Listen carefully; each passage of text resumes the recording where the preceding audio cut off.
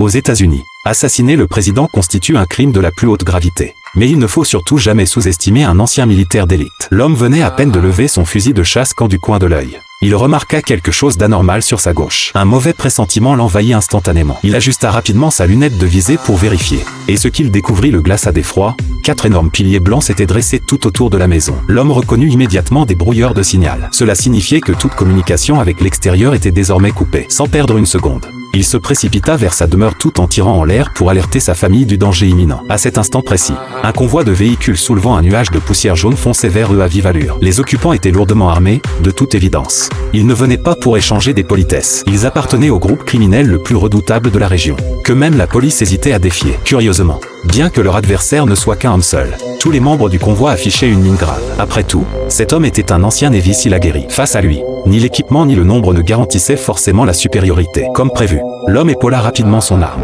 visa l'un des véhicules et pressa la détente. Le conducteur s'effondra sur le champ. Bien qu'arrêté, seul l'assaut du convoi sembla quasi impossible. Il ne recula pas d'un pouce. Les 4 véhicules restants s'engouffrèrent aussitôt dans la ferme.